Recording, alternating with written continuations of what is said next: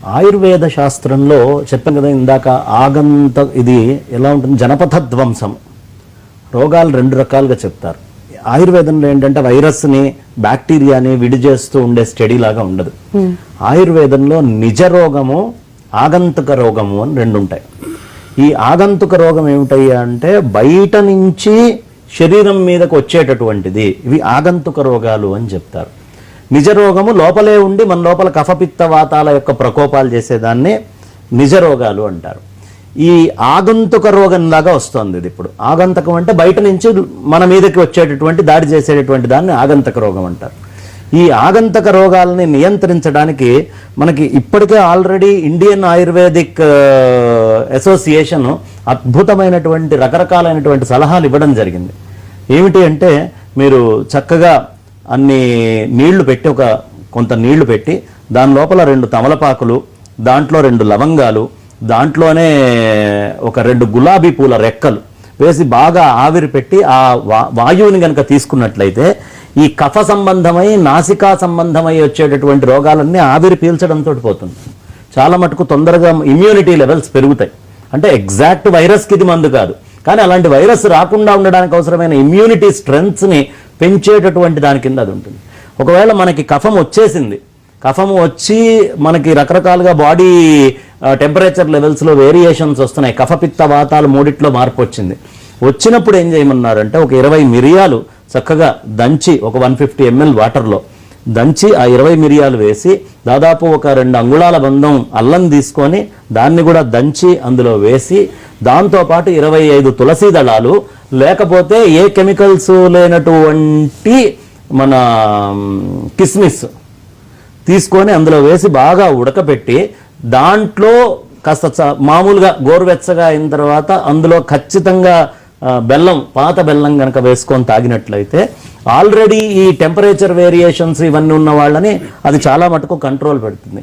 ఆయుర్వేదానికి ఉన్న ప్రత్యేకత ఏంటి అంటే అందరికీ ఒకటే మందు ఉండదు. ఆయుర్వేదము రోగబలము రోగి బలము అని 2 చూస్తుంది.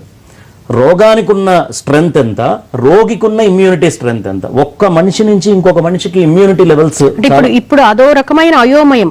రోగానికి ఉన్న స్ట్రెంగ్త్ తెలియట్లా, రోగికి ఉన్నటువంటి అర్థమైపోయింది. రోగికి ఉన్నటువంటి స్ట్రెంగ్తే అర్థం చేసుకోవాలి వైద్యులు.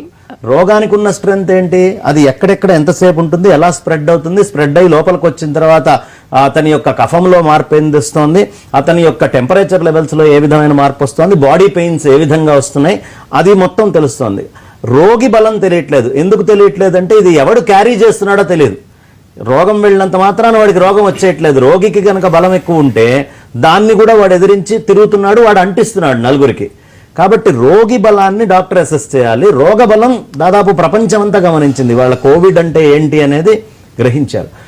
రోగి బలాన్ని చూసుకొని మందిచ్చేటటువంటిది ఆయుర్వేదం. కాబట్టి ఇందులో చాలా రకరకాలు అందరికీ ఉండదు, టైలర్ మేడ్ లాగా ఉంటుంది మందు.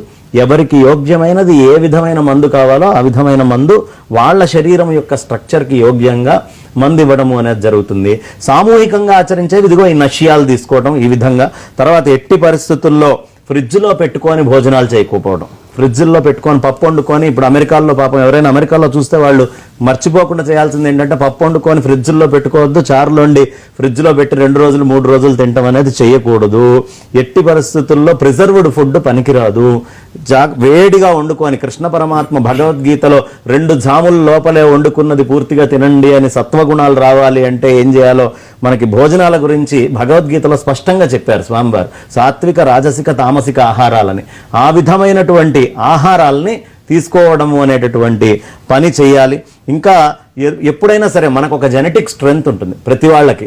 ఆ జెనెటిక్ స్ట్రెంగ్త్ అంటే మన పూర్వం నుంచి తల్లిదండ్రుల నుంచి వచ్చేటటువంటి ఆరోగ్యము మనకి చాలా ఉంటుంది. వాళ్ళకి బ్యాక్ షుగర్లు ఉన్నాయా, డయాబెటీస్లు ఉన్నాయా, అవి చూసుకొని దానికి యోగ్యమైనటువంటి ఆ పరంపరగా వచ్చేదాన్ని కూడా జాగ్రత్తగా చేసుకోవాలి. ఇంకొకళ్ళ బట్టలు ఎట్టి పరిస్థితుల్లో మనం వేసుకోకూడదు, ఇంకొకళ్ళ చెప్పులు మనం వేసుకోకూడదు. మనకి పూర్వం అది దరిద్రంగా వాడి బట్టలు నువ్వు వేసుకున్నావేమిటి, వాడి చెప్పులు నువ్వు వేసుకున్నావేమిటి అని చెప్పేటటువంటి చాదస్తమైన ఆచారాలన్నీ కరోనా పుణ్యమా అని వాళ్ళు ఆచరించి తీరాలి.